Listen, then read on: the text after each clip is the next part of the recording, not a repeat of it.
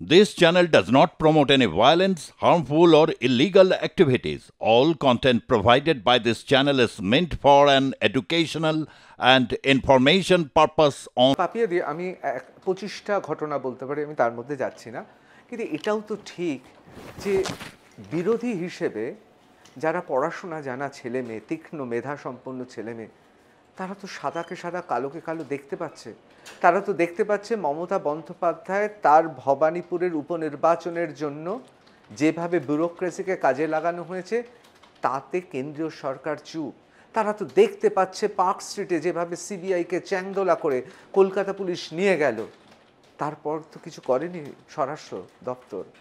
তারা তো দেখতে পাচ্ছে নারদা সারদা থেকে এখনো পর্যন্ত যা যা ঘটছে সেখানে কেন্দ্র সরকারের যা যা ভূমিকা থাকার দরকার ছিল সেই ভূমিকা নেই। অনেকে মনে করেন যে কংগ্রেস আর লেফটকে এই পশ্চিম বাংলা থেকে হাঁটানোর জন্য যেহেতু বঙ্গ বিজেপি পেরে উঠছে না, তাহলে তৃণমূলকেই ফ্র্যাঞ্চাইজি দিয়ে তাহলে দেশের মসনদ রক্ষা করার জন্য সবচেয়ে ভালো আড়ালে আবডালে তৃণমূলকেই রেখে দেওয়া কেন্দ্রীয় ভারতীয় জনতা পার্টির। এটা তো অনেকে বুঝতে পারছে। No no no no no no এটা না সাধারণ মানুষরা বলে, সাধারণ মানুষরা বলছে 26-এ দেখে নিও এ দল থাকবে না, এই দলটা আর থাকবে না, যতই সন্ত্রাস করুক এই দলটা থাকবে না। আর আমি একটা কথা বলি, আমি যেহেতু এই মানুষগুলোকে যারা সেন্ট্রাল লিডার্স, এই মানে আমার সৌভাগ্য হয়েছে তাদের সাথে কথা বলার এবং তাদের মতামতটা বোঝার, ওরা কিন্তু প্রথম কথা বেশি গোলমালের মধ্যে থাকতে চান না, এবং বেঙ্গলকে কিন্তু এখনও ওরা সময় দিয়ে রেখেছে, তোমরা শুধরে যাও। যে কোনো দিনই কিন্তু প্রেসিডেন্ট রুল হয়ে যেতে পারতো, 355 356 করানোটা কোনো ফ্যাক্টরই ছিল না, কিন্তু তাতে করে বাংলা কি করে এগোবে? বাংলা এগোবে না। তোমাকে এরই মধ্যে দুষ্টু ছেলেকে মনিটর করে, আমরা ক্লাসে দেখতাম না দুষ্টু ছেলেকে মনিটর করা হয়। আমি অনেক জানি যেটা তোমরা হয়তো সেটিং বলবে, কিন্তু মমতা ব্যানার্জিও বিভিন্ন জায়গায়, ধরো একবার প্রাইম মিনিস্টার এসেছিলেন, তাকে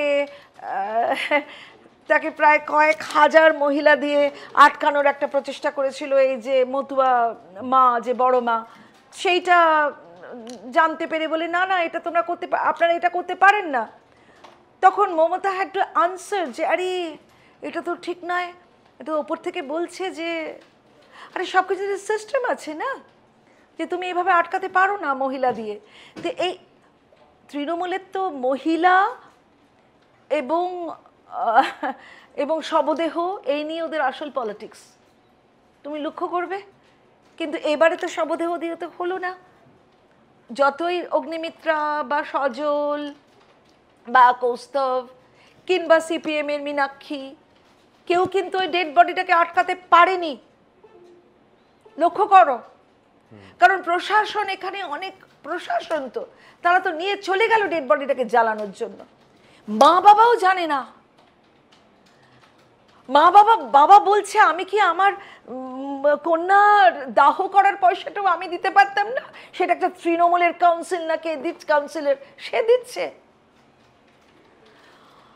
প্রশাসনটা তো তাদের, সেখানে যদি খুব বেশি কিছু করা যায় তাহলে তো সিভিল ওয়ার লেগে যাবে।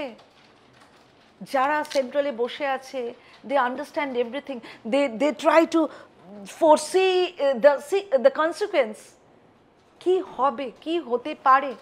এত মানুষ, আমরা 11-12 কোটি মানুষ বসে রয়েছে, তারপরে তো কোথা থেকে রোহিঙ্গাদের বাইরে থেকে তো ইন্ট্রুডার্স ভর্তি, কত যে সংখ্যায় লোক আমরা এখানে আছি। এই যে এত এত কি হয়, ওই যে সেন্সাসের কথা বলছেন, জনসমীক্ষা, জনসমীক্ষা তো মানে এরা যে কি জনসমীক্ষা করছে ভগবান জানে। আমি বলছি যে যে আমাদের কুটির শিল্প বোমাবাজি, এই যে বোমাবাজিটা কারা করছে, এত বোমা কারা বাঁধছে?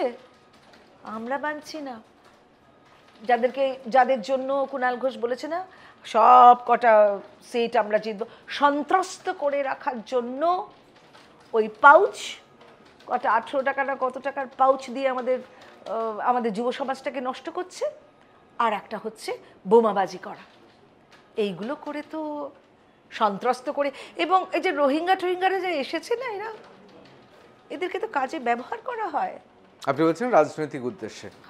কোথাও কি মনে হয় রাজ্যের মুখ্যমন্ত্রী মহিলা বলেই এই মুহূর্তে তাকে হেনস্থা করার জন্যই কর্মক্ষেত্রে হোক বা যে কোনো ক্ষেত্রেই মহিলাদের ওপর যে অত্যাচার সেটাকে আরও মানে বেশি করে ফুটিয়ে তোলা হচ্ছে? না, হেনস্থাটা কারা করছে? তো ওনার লোকজনই তো হেনস্থা করছেন। তাহলে ওনার দলের মধ্যেই তাহলে হেনস্থা করার লোক তৈরি হয়ে গেছে। তাহলে মুখ্যমন্ত্রী আপনি একটু ভাবুন যে কাদের সাথে আপনি আছেন, সেসব মানুষগুলোকে ধরে চিহ্নিত করে তাদেরকে বার করে দিন না। হেনস্থা করার চেষ্টা করছে মহিলাকে দিয়ে। হেনস্থা তো বাইরের লোক কেউ করছে না, সব তো আপনাদের লোকেরাই করছে। আপনাদের লোকই সন্ত্রাস করছে, আপনাদের লোকেই হেনস্থা করছে, আপনাদের লোকেরাই খুন করছে, আপনাদের লোকেরাই চেপে দিচ্ছে, আপনাদের লোকেরা আর কি কি কি করছে, বাপরে বাপরে বাপ। নেক্রোফিলিয়া, আমি তো এটা আমরা একটা বাংলা সিনেমা হয়েছিল না, ইস তোরা আর এইসব ছাড়া আর অন্য কোনো কিছু পারলি না। মানে আমার একজন পরিচিত সাংবাদিক তোমাদের মতোই, সে বলেছিল দিদি আমি ভেবেছিলাম যে আমার নিজের বডিটা দিয়ে দেবো, হ্যাঁ বাচ্চাদের কাজে লাগবে, ডক্টরি কাজে লাগবে, কিন্তু আমি আমার নিজের বডিকে আর ডিসরেসপেক্ট করতে পারলাম না, আমি ওই এটা নিয়ে নেবো। হ্যাঁ মানে ডেড বডিকেও ছাড়ছে না। তাহলে সেই অবস্থার লোক আমরা তো, সেই জন্য যারা হেনস্থা করছে তাদেরকে বারণ করুন। আর তারপরে আপনি সন্দীপ ঘোষ, তাকে আপনি বাঁচানোর জন্য এত উঠে পড়ে লেগেছিলেন কেন? সেটা তো মোস্ট হেনস্থা হয়েছেন আপনি। সে আপনার কি উপকার করেছিল আমরা জানি না, কিন্তু যদি উপকারও করে থাকে আপনি চেপে যেতেন উপকারটা, তাকে কেন বাঁচানোর চেষ্টা করলেন? আপনার না আশেপাশে আসলে ভালো লোক নেই আপনাকে বুদ্ধি দেওয়ার। অন্তত নিজের দলেদের না হোক আমাদের কাছে আসতেন। আমরা থিয়েটারের লোক, আমরা জানি ভুল বলে ফেলেও কি করে আমরা ঠিকঠাক করতে পারি। আপনি যেরকম ভুলভাল বলছেন, হ্যাঁ নির্যাতিতার ফাঁসি হোক।